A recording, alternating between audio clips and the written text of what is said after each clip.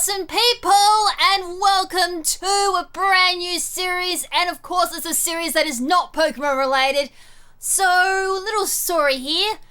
Previously on Saturdays I was uploading Pokedew Valley, but unfortunately when the new update came out to roll out multiplayer to the series, it kind of broke my game. So I had to kind of unfortunately end the series right there because the whole mod wasn't working. So I was like, now what can we do for Saturdays now since I've now lost that?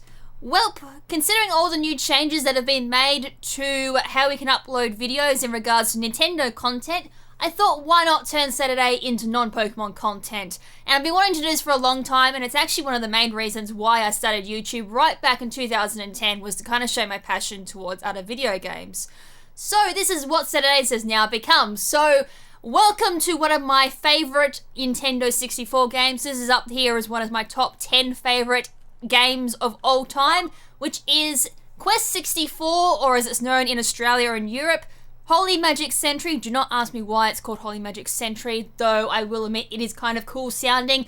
But for this, we are playing the Japanese version, Eltale Monsters. So this is one of the few games that I know of that have 3 different names. Have fun with that. So I've got no idea how I'm going to be titling this series. It's going to be either like Quest 64, then in brackets Eltale Monsters. Alright, so there's a lot to explain why I'm playing in Japanese. There actually are some differences between the Japanese version and the English versions of Quest 64 and Holy Magic Century. I'm probably going to refer to Holy Magic Century as HMC from now on because it's such a tongue twister to say at the same time. Holy moly. So yeah, I won't explain all of that until we're like getting into the game because there's quite a lot of like dead spaces of just nothing except for me kind of just doing a little bit of a grind slog.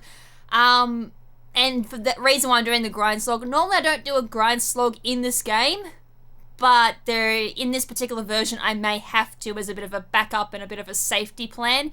And at the same time, I'm going to say this too, just before I started recording I did a practice run and found out this isn't going to be a very long series at all because a particular glitch in the game actually works in this version. It actually works better in Quest 64, the US version, because of the frame rate it runs at, which is like 29.9 or something like that frames. HMC runs at 25 or something like that. It runs really slow for some odd reason, but then again, all our games do in Power Region. And Japanese runs at 50 frames per second, so it doesn't work quite as well in this version.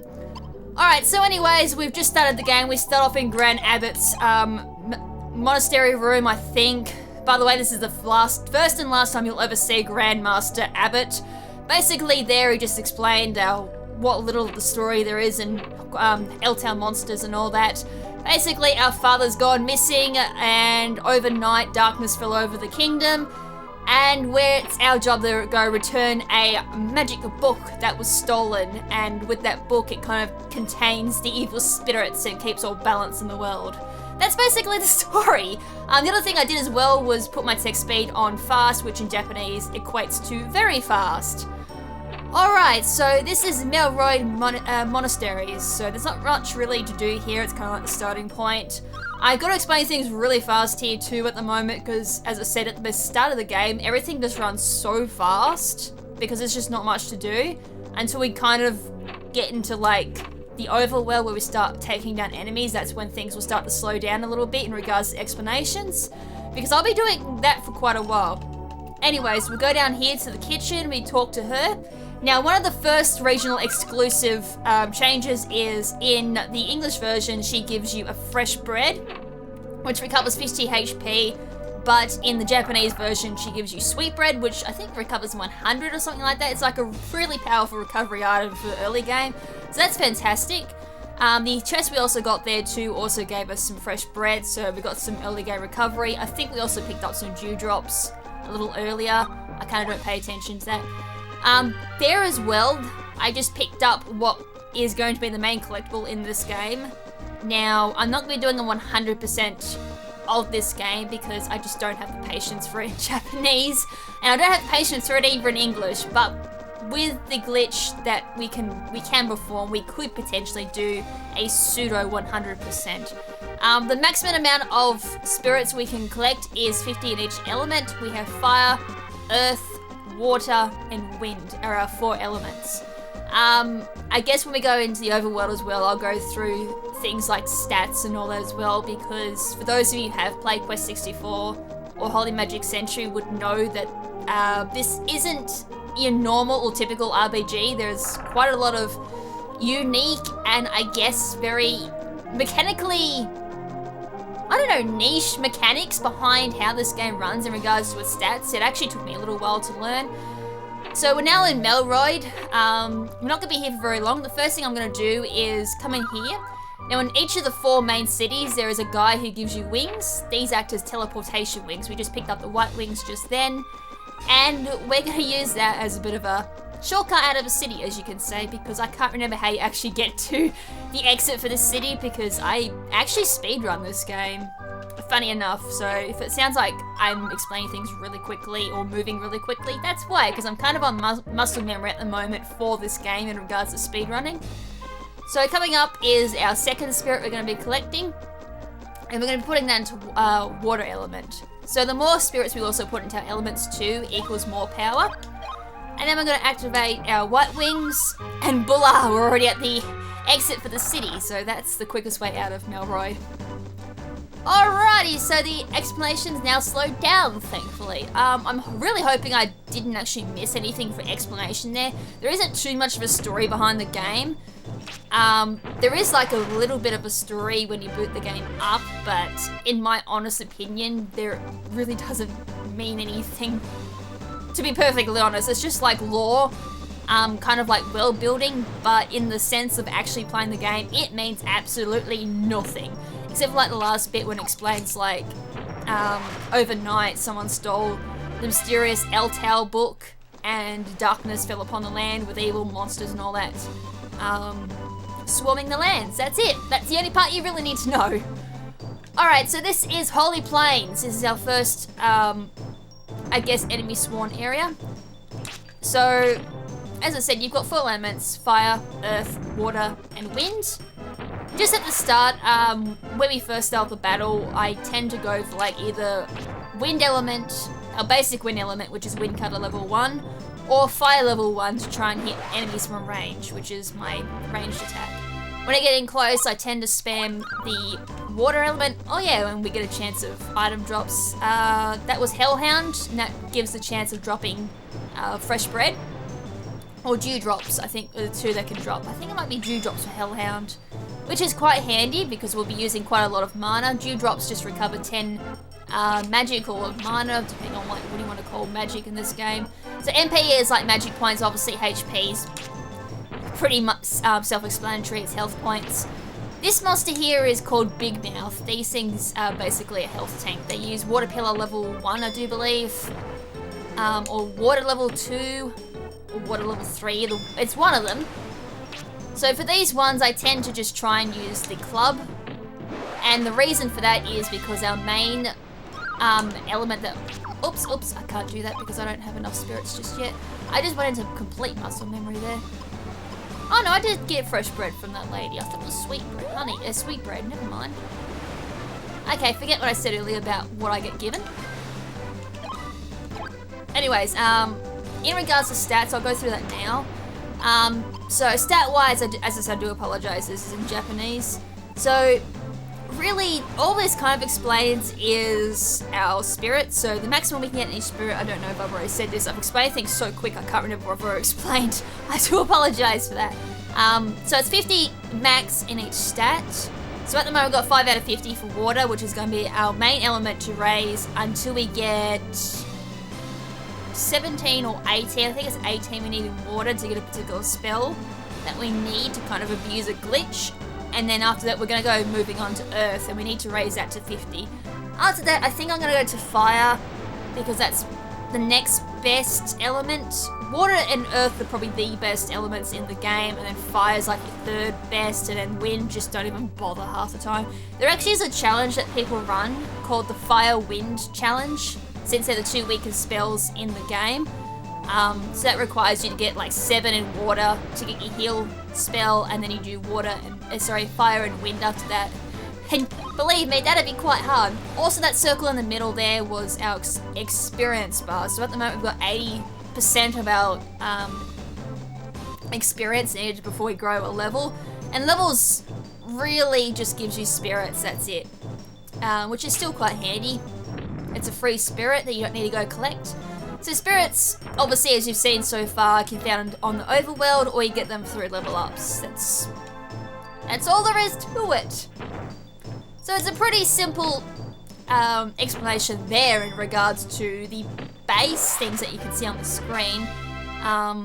Elements, there we go, we just got to level up. Then one more spirit, which we're coming up to, actually will give me heal, which is the most important spell in the game. Without it, it's... Oh wait, do I already have it? No, I thought I had it. I don't know why. I missed. So the next thing to explain is how do we raise up our base stats? When I say base stats, I mean your health, magic, defense, and the other speed stat is agility. I think that's actually on the start screen. I didn't actually scroll to that. My bad. After we finish this battle, I'll go scroll to that. Boom. There we go. Okay, that's down.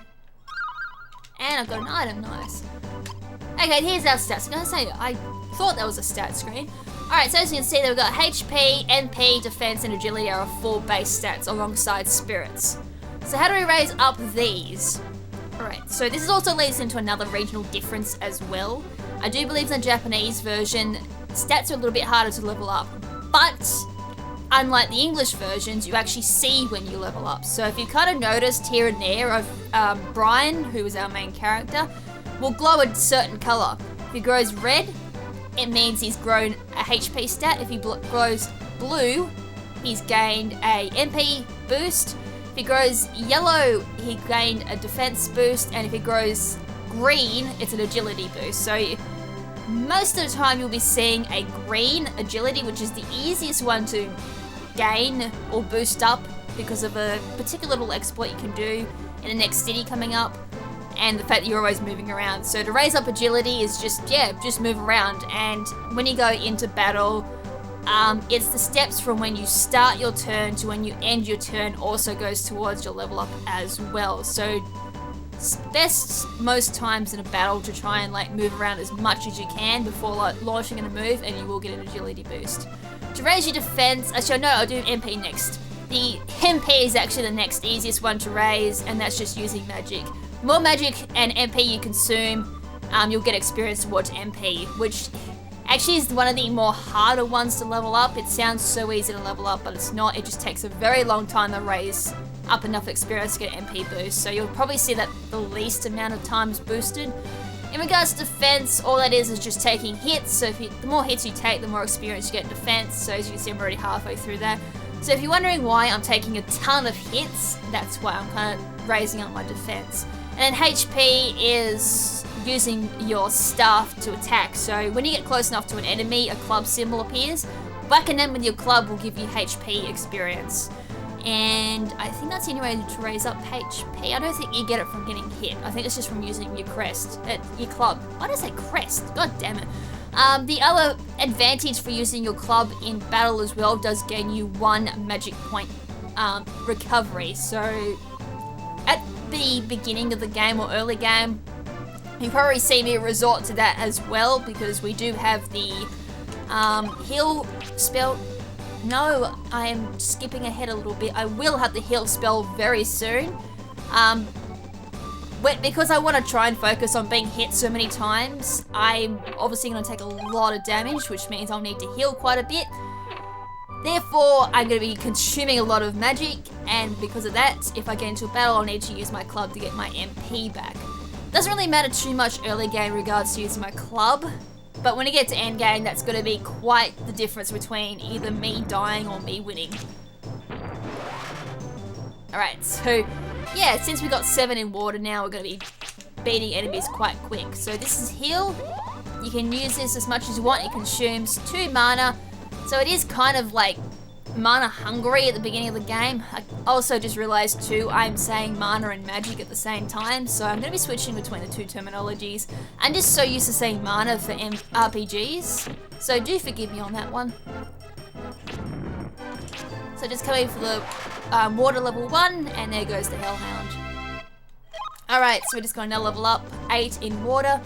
As I said, I tend to focus on 18 water element for the early game, and that gives us the ability to glitch our spirits out at certain areas, and it also gives us...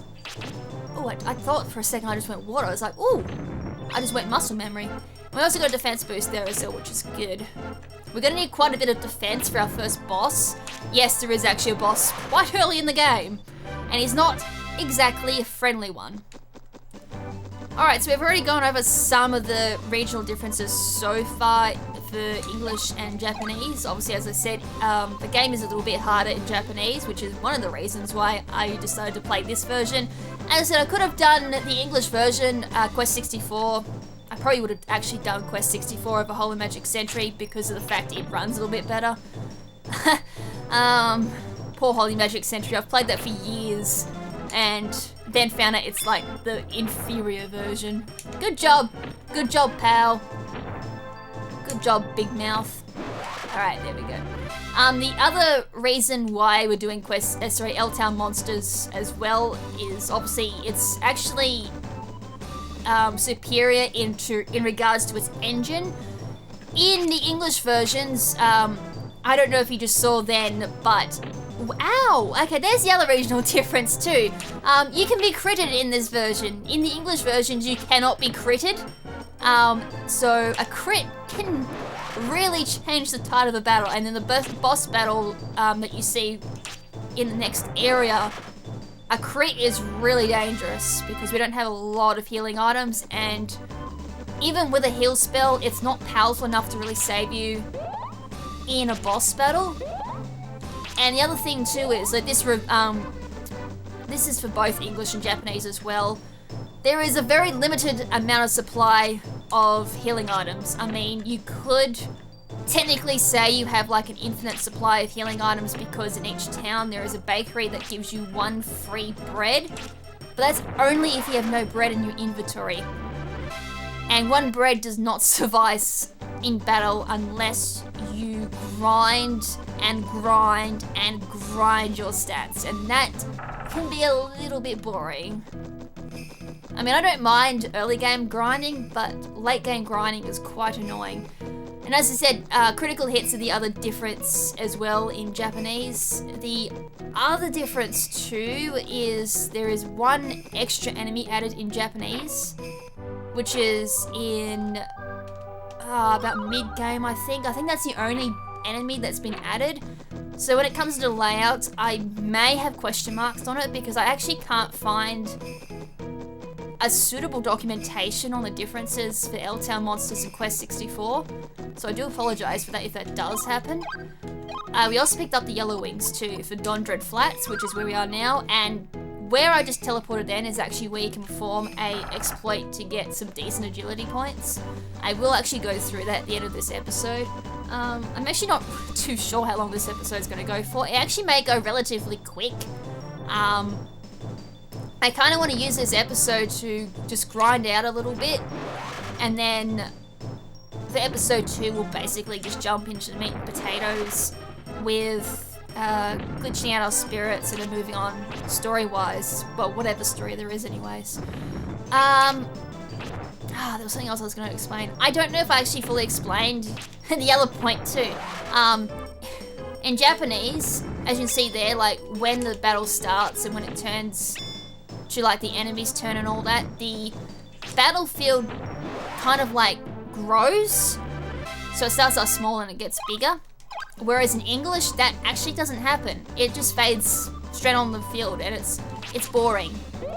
So Quest 64 and HMC, as I said, the engine isn't as superiorly technological, I could say, or it's just very weak.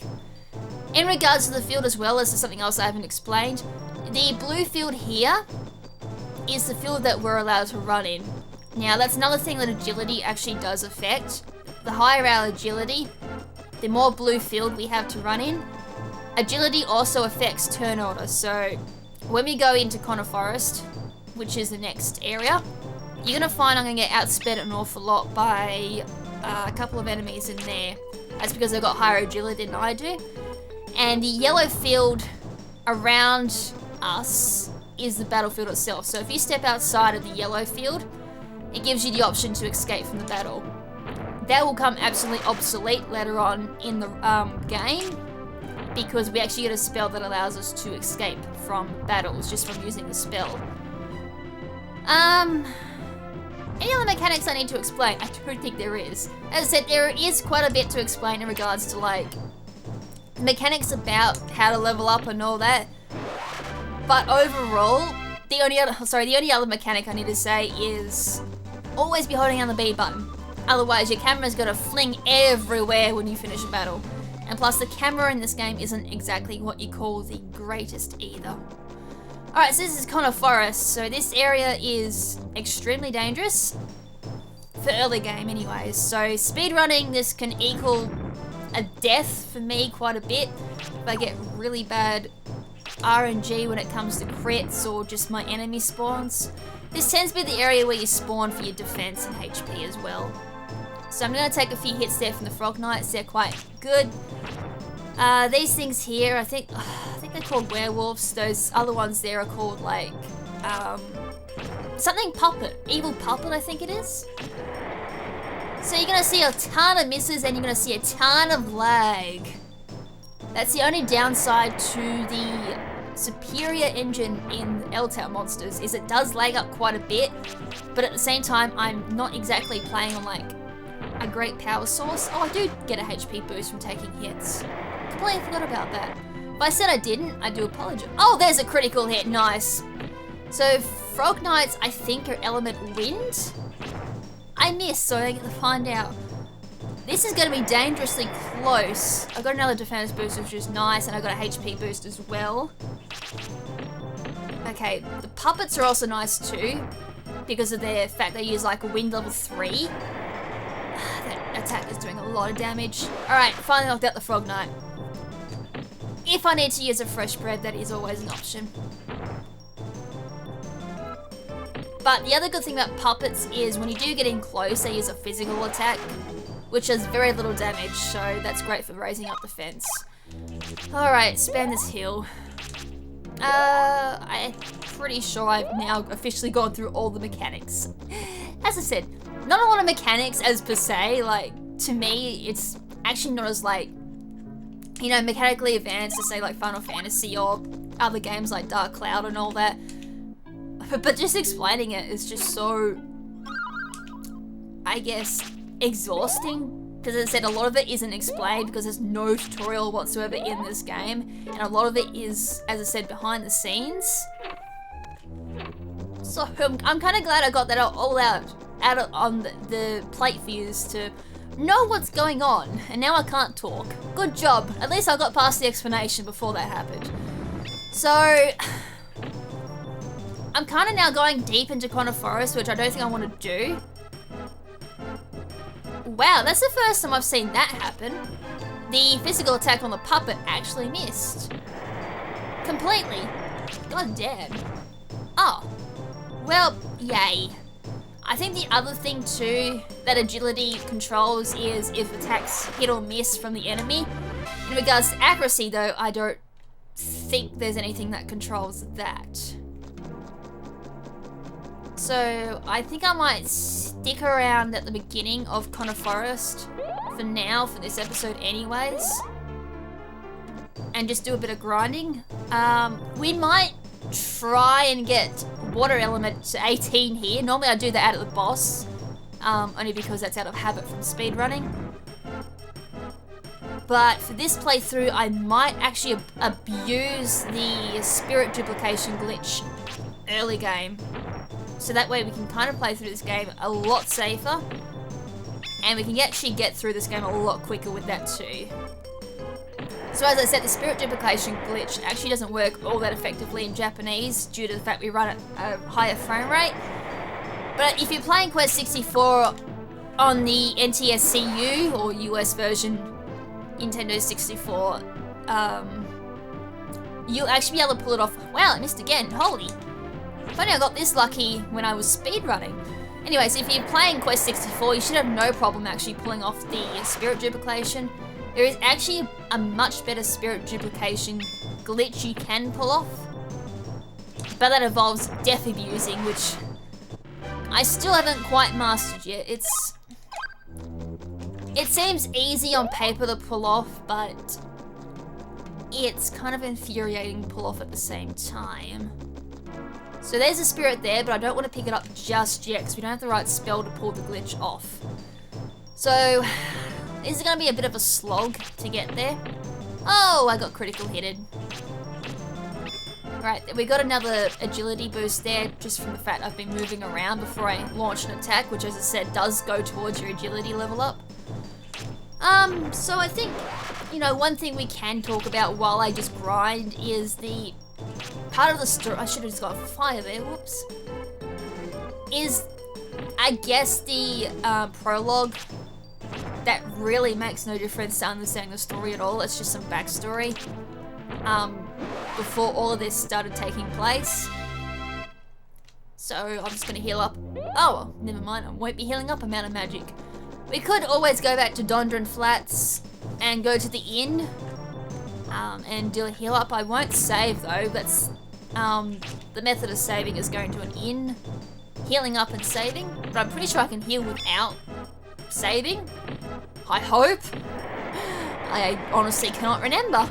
If not, I'll just pull the memory pack out and just deal a heal so I make sure I don't save. No, it's not really going to make a big difference. Go down. I definitely need some magic, so I'm going to start using my club. And I need some HP points too. Keep hitting me with your legs, please. Thank you. I love some defense points, thank you. Thank you. Okay, we can do 2 heals. Better than nothing. I don't particularly want to use my bread, because as I said, healing items are quite limited in this game. As I said, without playing Japanese or English, it's just a general knowledge. Also, what I'm doing at the moment is a bit of an exploit for agility. It's better off doing this in Dondron Flats, in that little area I collected the spirit in, because there's a lot of area for doing it. And what you do is you just get like a rubber band or a hair tie or something, you tie the joystick down in that position, turn your TV screen off but leave the Nintendo 64 running, and you let Brian run around all night, and when you come back the next morning you should have like 50 agility points or something like that. That should get us actually quite a decent way through the game, allowing us to evade quite a bit. We'll have a decent run area and a whole bunch of other good stuff too, so we should be able to escape a lot easier. I've got an MP level up, yay! So 1 extra magic point always makes a big difference. Another thing too, sometimes I completely forgot to do it then. If I do a heal chain like that, you'll sometimes see me hit the A or Z button on Brian, which makes him do an examine. It's just some movement tech there. Normally when you do a heal chain, Brian will just shudder a little bit and he won't move. Using the examination kind of cancels that out and you can just start moving straight away after a heal. So again, that's kind of like muscle memory, just from speedrunning this game. So if you're wondering why I'm doing that, that's the only reason why I'm doing it. Alright, so we're nearly there. I think we only need, I could be wrong, we might need only 17. I can't remember. There's like, there's escape and return. One's obviously to like get out of areas like Conor Forest and a few other areas coming up. And then return, I think, takes you back. I think it takes you back to the town. I can't remember. We'll find out anyways. 15 is still a decent amount because we can now start taking the werewolf thingamajiggies out in 2 waters, or 2 level 1 waters. Oh, that's another thing too I didn't mention. Doesn't matter if you use like level 1, level 2, level 3 of an element. So at the moment I'm like using water level 1. We do have access to water level 3, but it's got the exact same power as 1. The only main difference between the levels is it's just a bigger pillar, which means it can hit a wider, wow, I can't speak at all, a wider radius on the field, therefore hitting more enemies. So it's great for like AoE type of attacking. But most times we just want to use level 1 because it only uses 1 magic, whereas using level 3 uses up 3 instead. But why use 3 when you can may as well use 2 in this? Never mind, I just wasted a mana because I didn't hit the Frog Knight. Never mind. That's not bad as per se, because I can get my magic back easy, but still, that in endgame can mean the difference between surviving a battle or dying in a battle. Alright, we've got 60 HP now then. I think we also got defense boost too, so I'm going to be taking hits like a boss when we get to the boss. That boss ain't going to know what's going to hit her. Alright, the puppet going for a fizz. I probably didn't need to go for a level 2, but I was just playing it safe. Okay, I did hit it with a level 1. I just, because the puppet's hitbox actually went into the attack range of the level 1 water. That was interesting. Puppets are quite interesting in regards to their hitboxes, as you kind of saw there, because... Nice! Damn, that's something you're not going to see very often. I actually healed in the exact same frame I got into a battle. The only downside is I have no magic, which is annoying because I can one-shot these with water. Do you think... okay, it does hit both, but I missed.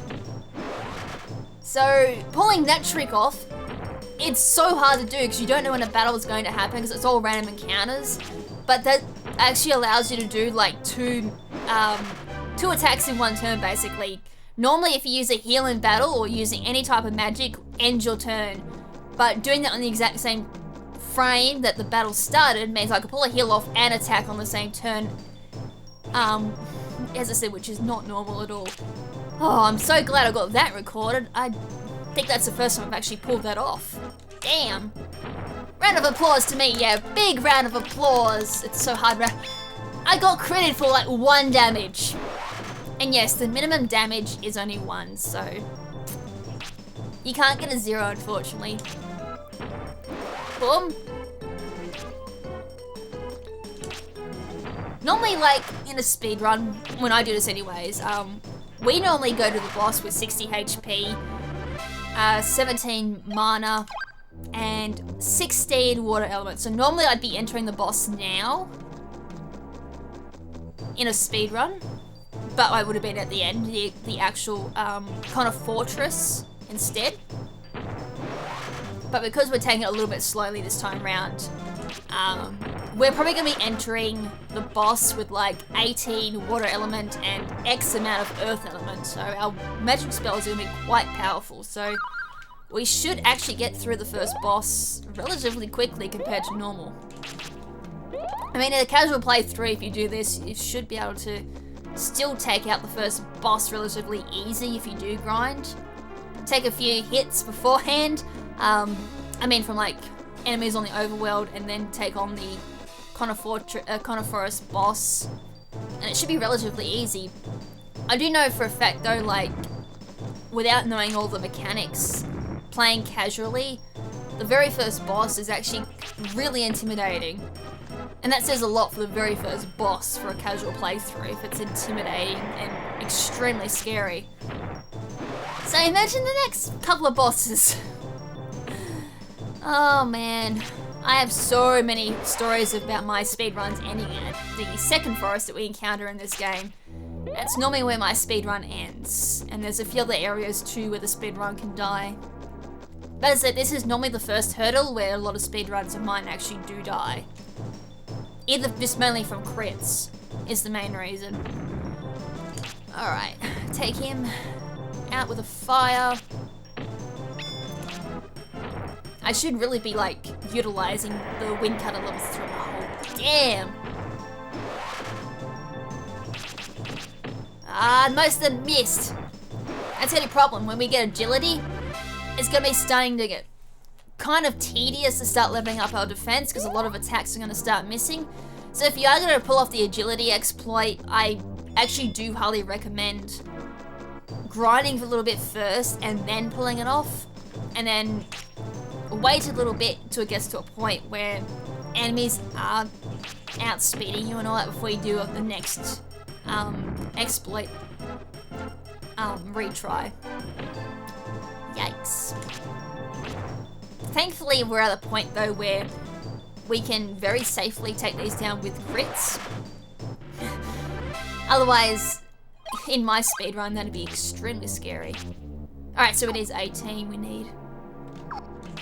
Alright, one more level up and we get the ability to spirit duplicate, which is great. Because as I said, we're going to get through the game so quick with that, but we can only pull it off at certain areas of the game, so that does put a lot of spirits, I guess, out of in a restriction of no duplication, which is fine by me. With if we duplicate too many times, I think it's going to make the game a little too easy. I don't even think that's a sentence you can actually say alongside Eltale monsters or Quest 64.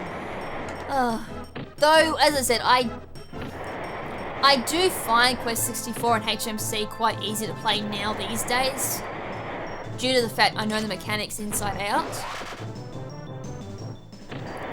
Alright, let's have a look at some of the other spirits.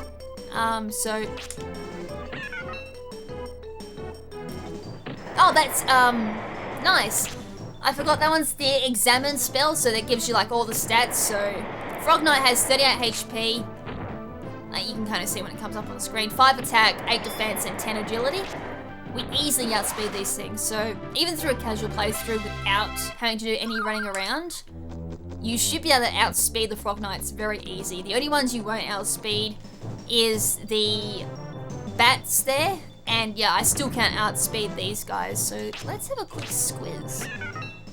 What's his agility? Oh, we're not going to see. And I didn't actually mean to use my club. Let's examine you. Alright, so he's got 16 agility, 40 HP. I'm going to attack you. So these guys have 11 agility. I must not hit 11 yet.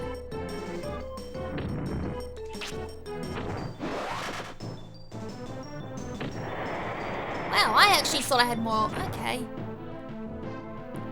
Ow, I just realised my HP too. With me screwing around there, I could have died. Didn't want that happening. That'd be embarrassing. I have it 11 now, alright. Yeah, that says a lot. We've been playing now for about 36 minutes, and I only have 11 agility now, so yeah, that kind of says an awful lot. So when we go our next agility level, I should outspeed everything in Conor Forest. I accidentally ended my turn. So yeah, if you press A without the club icon, like say I'm standing here and I just end my turn by pressing A button, you forfeit your turn, so make sure you don't do that. The first boss is very, very notorious for doing that, because of the extreme amount of lag going on in that battle. So there is a little bit of input delay, and I cannot say how many times I've lost that boss due to that lag. You'll see why when we get to it. I'll probably make sure I play very slower than I normally would for that particular boss, just to make sure I don't accidentally forfeit a turn, because I think even with a grind fest, like, oh yeah, I should demonstrate escape. I have mentioned that if you walk outside the yellow field, you will run from the battle, but I haven't actually demonstrated it. See, there you go. You can't say I haven't demonstrated an escape, but we'll probably see that probably in the next episode. I'll probably escape from most battles, as there's not much point. Oh, I actually missed. Not much point actually doing battles in the second episode of this series. Onwards, actually. Due to the fact we'll be quite leveled up by that point. So we should be coming up our next level up too. The Frog Knights and the Wolves do give quite a lot of experience. Missed again. I will find out though if agility does determine if more of your attacks land. So I know it's got a lot to do with the agility. Oh, I think it does. Because I was just about to say, agility determines your evasiveness, I guess you could say, for this game. So it would make sense if your agility is higher, you should land a few more attacks. Alright, it's gonna do a heal up. I know.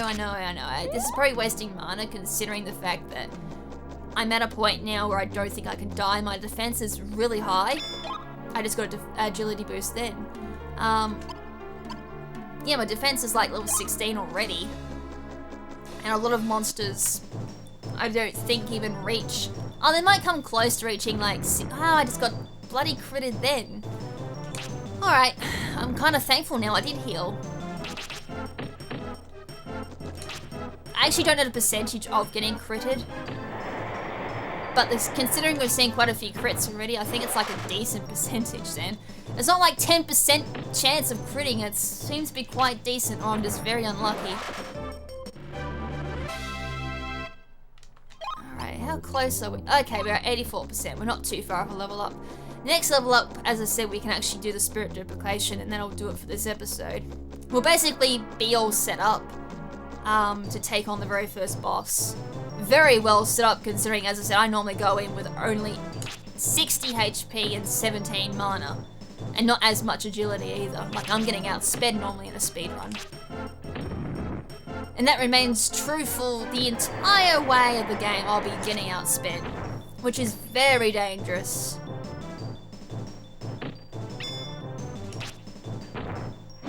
Alright, take you out, and I think we're just gonna miss on a level up. I don't think we'll get a level up from these two, but I think the next encounter will. Yeah, I did think so. Yep, just missed out. 97%. Yes, this is like the best encounter you can get. Ah, it locked onto the wrong bat. Only because there's 5 of them. I think they only give like 3 or something like that, but... Dude, wow, I missed. But the fact as well that they jump into you to attack. Oh my goodness, I just missed 3 attacks in a row. Are you serious? I'm just gonna blow a big level 3 here. Alright, that's a level up. Alright, that gives us the escape ability. So for this...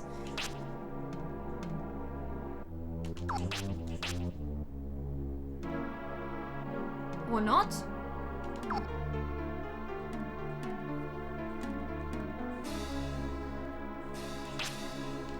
Okay, that's interesting. It must be 1 level more, 19. Oh, it's 19! Yay! What? I need another level. I apologize for that. I don't know why I thought it was 18. Okay. Alright, we're going for 1 more. This is gonna be a big slog. Okay, I apologize. I seriously do not know why I thought it was 18. I could have swore it was 18. I just double checked my notes then. It's 19. Yay. Alright, we should be able to get through this decently quick. Yay, I just got a notification on my iPad. Someone is streaming. Alright, oh, sugars. Let's end this battle quickly because if I get critted again, that's gonna be real nasty. Oh, well, at least we're gonna have really decent stats for the boss. That's all I can say. Just gonna use my club here to get some HP stats. We're gonna get a ton of mana because we'll be healing like a madman for endgame and all that, so... MP, ow! Like, oh god, at least a crit, it's only 5 damage, but still. Okay, you go down. Damn, that's a little close for comfort. Very close for comfort. If I got critted twice in a row there, I would have been dead. Very dead, and that would have been the first deaths for this series. Episode 1, death. I probably would have I would have just said, here's the upload, I'm not doing any more. That's embarrassing. God damn. Oh, as I'm a little bit now off the rhythm because I was like all excited. I was like, yay, I've just hit 18 elements. I can now use escape. Oh, I don't think I got 8. I didn't get anything at 18 at all. At 17, I got Ice Knife, which is a terrible ability, by the way. It's got honing, and it does have a chance of freezing, like... this one? Nope, that wasn't the one, and that's even worse. Due to the fact of how small AoE it has. And it missed. Wow, I just did all that magic for nothing. Hit me! Alright, 66 HP by the way too. Doing fan-flippin-tastic. Damn it!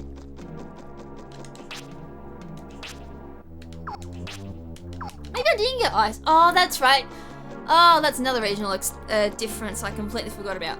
Normally it is Ice Knife, but they kind of screwed with some of the abilities in Japanese. That's actually...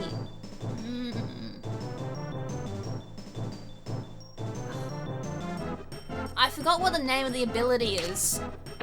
It's not Ice Knife, because Ice Knife is like some crystals flying towards enemies and has a chance of freezing. That move has a chance of freezing as well, but it's worse than Ice Knife. At least Ice Knife actually hones.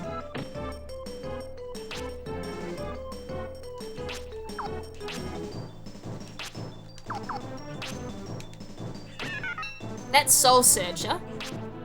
Okay, I just didn't get Ice Knife. Okay. That's Heal. Oh, there we go. That's Ice Knife. So we did get it. I don't know. Ice Wall? It might be Ice Wall.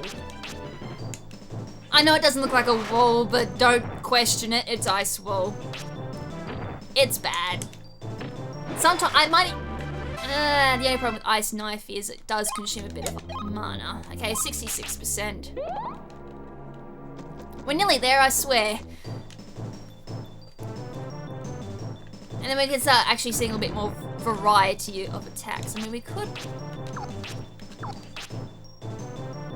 What's that? Oh, it's a higher ice wall. Oh no, it's the same as Ice Wall, I do believe.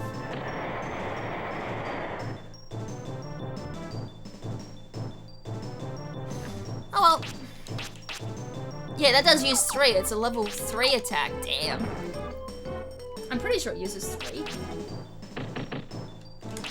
That one time I'm actually not paying attention, I get hit with every single wind cutter. Awesome. Alright, I'm gonna stop looking at my notes. This should give us, if I'm lucky, 80%. I just need to use my club now. Try and get some HP back. And, sorry, no, try and get some magic back, and I'm gonna try and raise my HP. Hit me, baby, one more time. I said I was gonna read the story, like the prologue to this, but I got distracted, and I never did I? Alright. So, the story goes like this. An island where magical spirits abound. This is the abode of magicians who have become powerful enough through a pact with the spirits.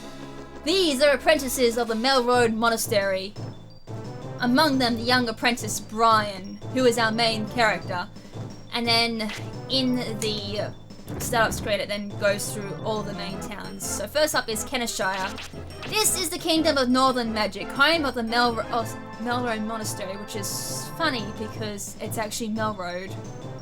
Interesting. The kingdom is ruled by King Scottford, a hero to the people. And then we got Kama, I think that's how you pronounce it. The Kingdom of Merchants is situated in the central region of Keltland, which is the whole region that we're in at the moment. This rich and most beautiful of all the kingdom, ruled by lovely Queen Denna. And then we have Highland, the Kingdom of Sword, located in the southern edge of the Isles. The Kingdom of Fire and Steel, ruled by the ambitious and warlike King Beige? I think it's Beige or Beige. Thanks to a treaty among the 3 kingdoms, the people live in peace and prosperity.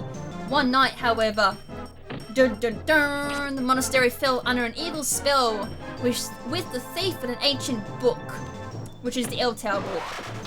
Because of the thief, Keltland now faces dangers it has never before faced, or never before known. And that's your prologue. That's the story. That's all there was. That's the only part of, or only sort of story you get given in this game. That's it, along with Grand Abbot. He's the only other source of story that you get. That's it. That's the only context you get to this game. So unfortunately, during development of Quest 64 and HMC alongside Eltale monsters, which I don't know why they tried to not correct considering this came out last, a lot of the story kind of never happened because it was rushed in development. Anyways, positive note.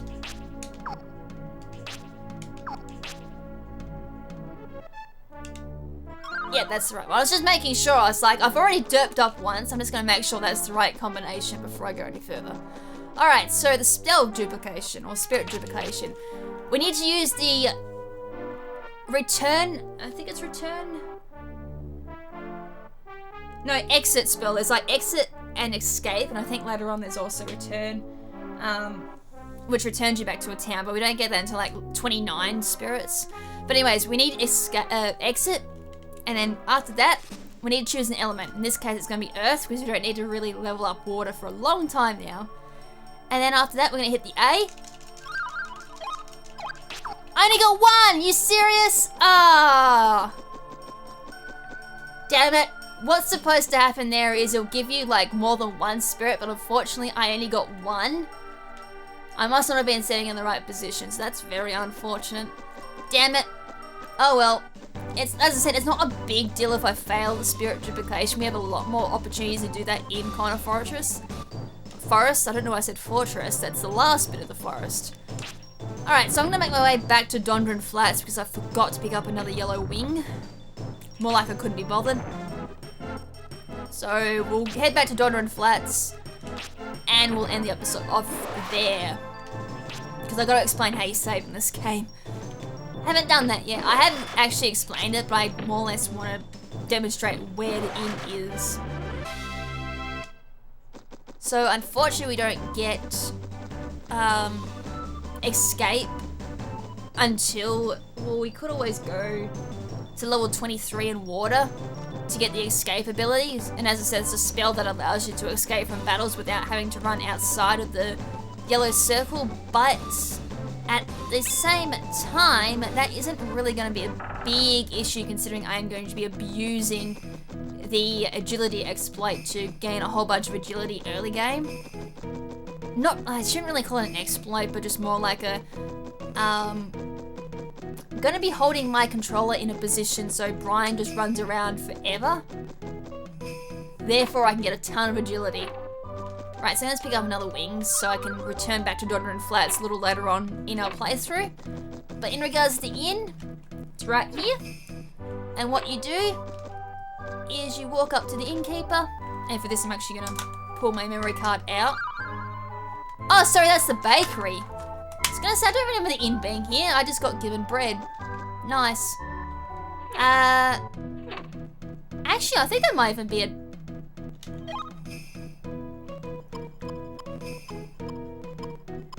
Huh. She gave me some sweetbread.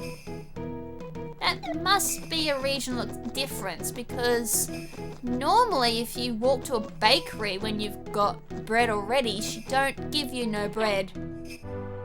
Okay, I'm taking it regardless. Yeah, I'm going to take my memory card out now because it's the inn. Alright, I do want to stay. I don't have a memory card.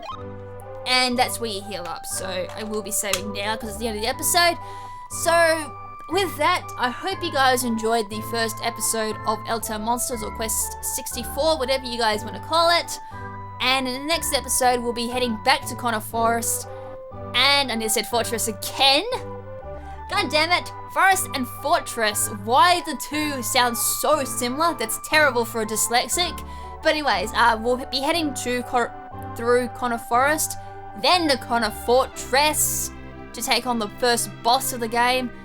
And then we continue the progress to the game. And as well as that, as I said, we'll be trying to do a few spirit duplications throughout Conor Forest. And we have a second chance to do another bunch of spirit duplications. It'll be a little bit slower due to the fact that all the spirits are kind of like spread out. And the encounter rate is massive in that part of the game. But we'll tackle that when we get there. So that's basically the plan. We'll try and get to Liverpool, I do believe, is the next town that we'll have to make our way to. So until then, this is Lady KrimZen saying a ciao for now. Oh, wait, no, we're not ending it right here, but I was going to say ciao for now, but not forever, but I was just wanted to quickly demonstrate the agility thingamajiggy, whatever I'm calling it. I do call it a bit of an exploit because it's a game breaker in a way, especially in the Japanese version where agility is so handy. But all you gotta do is just that. As I said, you just put a rubber band or something on your controller. Make sure you don't run into any walls, so we should be fine here. And just do that. You just have your N64 running overnight or something like that for however long you want to have a break from the game. Oh, look, we have 69 HP. I didn't even realize that. And you just do that. You run and you run and you run. Run, Brian, run!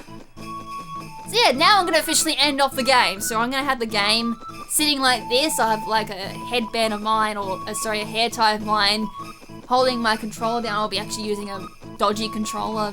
I don't want to ruin this particular controller. It's actually quite good, which is rare for, considering how old the N64 is. It's actually a refurbished controller. Nice.